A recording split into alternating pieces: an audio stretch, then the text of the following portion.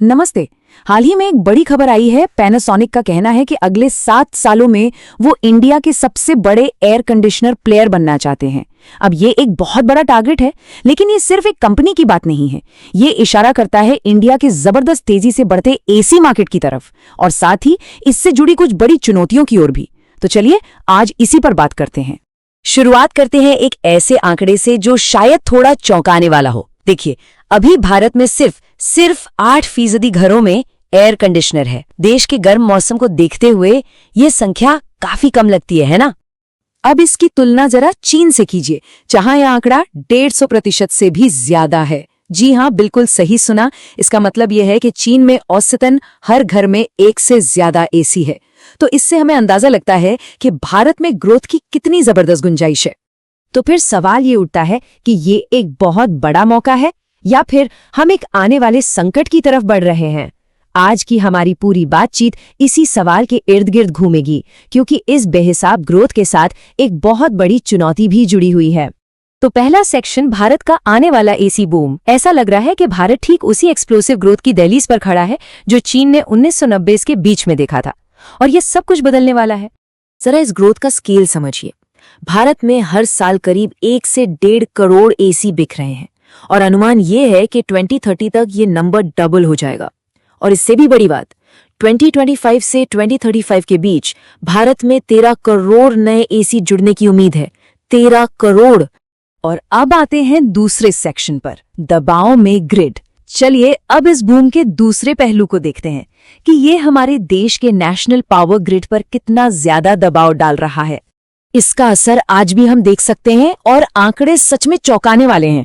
देखिए, 2024 में इंडिया की जो नेशनल पीक बिजली की डिमांड थी वो 240 गीगावाट के पार चली गई। और पता है इसमें से सिर्फ एसीज का हिस्सा कितना था? करीब 40 से 50 गीगावाट्स। ये वो बिजली है जो मई की किसी तपती दोपहर में लाखों एसी एक साथ खींच लेते हैं। और भविष्य का जो अनुमान है वो तो और भी होश उड़ाने वाला है। अगर एनर्जी एफिशिएंसी के स्टैंडर्ड्स इसी धीमी रफ्तार से सुधरते रहे तो 2035 तक सिर्फ एसीज की वजह से पीक डिमांड में 180 गीगावाट जुड़ जाएंगे। अब ये समझने के लिए कि 180 गीगावाट कितना होता है, जरा ये देखिए। ये जर्मनी की पूरी, जी हाँ, पूरे देश की इंस्टॉल्ड बिजली पैदा करने की क्षमता के बराबर है। सोचिए, सिर्फ हमारे एसीज को चलाने के लिए इतनी बिजली चाहिए होगी। और ये कोई बहुत दूर की बात नहीं है। सबसे चिंता की बात तो ये है कि 2028 तक ही 26 गीगावाट की कमी का सामना करना पड़ सकता है, जिसका सीधा सीधा मतलब है पावर कट्स और ब्लैकआउट्स। सेक्शन 3, एफिशिएंसी का समीकरण। तो असल में प्रॉब्लम सिर्फ एसीज की बढ़ती संख्या नहीं है, बल्कि उनकी एफिशिएंसी, या कहें कि इनएफिशिएंसी है। तो इंडिया में एसीज की एफिशिएंसी नापने के लिए एक मीट्रिक है जिसे कहते हैं ISEER, यानी Indian seasonal energy efficiency ratio. आसान भाषा में ये बताता है कि एक एसी 1 यूनिट बिजली खर्च करके कितनी कूलिंग देता है। जितना ज्यादा ISEER उतना बेहतर एसी। और यहीं पर एक बहुत बड़ा गैप नजर आता है। देखिए, इंडिया में जो सबसे कम एफिशिएंट एसी कानूनी तौर पर बिक सकता है उसका ISER स्कोर है 3.3। वहीं मार्केट में जो सबसे बेस्ट मॉडल अवेलेबल है उसका स्कोर है 6.3। मतलब सीधा सीधा डबल का फर्क। जो सबसे अच्छा वाला मॉडल है वो लगभग आधी बिजली में उतनी ही कूलिंग दे सकता है। लेकिन असल में बाजार में बिक क्या रहा है? फाइनेंशियल ईयर 23 के ये आंकड़े पूरी कहानी साफ कर देते हैं। भारत में बिकने वाले कुल एसीज में से 60% एवरेज 3 स्टार मॉडल थे, जबकि सिर्फ 23% ही सबसे एफिशिएंट 5 स्टार मॉडल थे। और ऐसा होता क्यों है? क्योंकि ज्यादातर ग्राहक शुरुआती कीमत देखकर ही फैसला लेते हैं। लोग एसी खरीदते वक्त ये हिसाब किताब नहीं लगाते।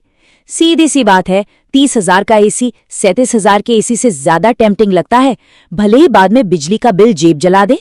तो अब आते हैं चौथे सेक्शन पर, चीन की लंबी छलांग। सवाल यह है कि इस प्रॉब्लम से निपटा कैसे जाए। इसके लिए चीन का केस स्टडी देखना बहुत जरूरी है, जिन्होंने बहुत अग्रेसिव पॉलिसी से इस मुश्किल को सुलझाया। अच्छा, इसे समझने के लिए पहले दो तरह के एसी टेक्नोलॉजी को समझना होगा। एक है फिक्स स्पीड एसी, जो एक लाइट स्विच की तरह है, या तो फुल पावर पर ऑन या फिर पूरी तरह ऑफ। ये बार बार बंद चालू होने में बहुत पावर बर्बाद करता है। और दूसरा है इन्वर्टर एसी, जो एक डिमर स्विच जैसा है। ये जरूरत के हिसाब से अपनी पावर कम ज्यादा करता है और एक जैसे टेम्परेचर को बहुत एफिशिएंटली बनाए रखता है। तो चीन ने क्या किया? 2019 में उन्होंने मिनिमम एफिशिएंसी स्टैंडर्ड्स को अचानक इतना ज्यादा बढ़ा दिया कि पुराने फिक्स स्पीड मॉडल्स रातों रात मार्केट से बाहर हो गए। नतीजा, 2020 में इन्वर्टर एसीज का मार्केट शेयर 60% से उछलकर सीधा 98% हो गया, लगभग रातों रात। और सबसे मजेदार बात यह है कि प्रोडक्शन बढ़ने से एसीज के दाम कम होते चले गए। पांचवा और आखिरी सेक्शन, भारत के लिए एक तेज रास्ता। तो चलिए अब वापस इंडिया पर आते हैं और देखते हैं कि इन सब सबक से हम अपने लिए क्या रोड मैप बना सकते हैं। रिसर्चर्स ने भारत के लिए एक बहुत अग्रेसिव लेकिन मुमकिन 3 स्टेप प्लान सुझाया है। स्टेप 1, 2027 तक मिनिमम स्टैंडर्ड को IEER 5.0 पर ले जाना है, जो आज के 5 स्टार के बराबर है। और पता है, आज भी 20% मॉडल्स ये टारगेट पूरा करते हैं। स्टेप 2, 2030 तक इसे 6.3 तक ले जाना। और स्टेप 3, 2033 तक 7.4, जो आज दुनिया में बेस्ट है। अगर भारत इस प्लान पर चलता है तो फायदे जबरदस्त हैं। पहला बड़ा फायदा ये होगा कि 2035 तक हर साल 180 टेरावाट घंटे बिजली की बचत होगी। ये एक बहुत बड़ी संख्या है। और दूसरा बड़ा फायदा, पैसे की बचत। नए पावर प्लांट्स और ग्रिड इंफ्रास्ट्रक्चर बनाने की जरूरत नहीं पड़ेगी, जिससे करीब 7.5 लाख करोड़ रुपए बचेंगे। तो बात का निचोड़ ये है, वही 20 करोड़ नए एसीज लगेंगे, वही कमरे ठंडे होंगे, लेकिन बिजली की खपत बहुत बहुत कम होगी। और यही बात हमें हमारे आखिरी और सबसे बड़े सवाल पर ले आती है।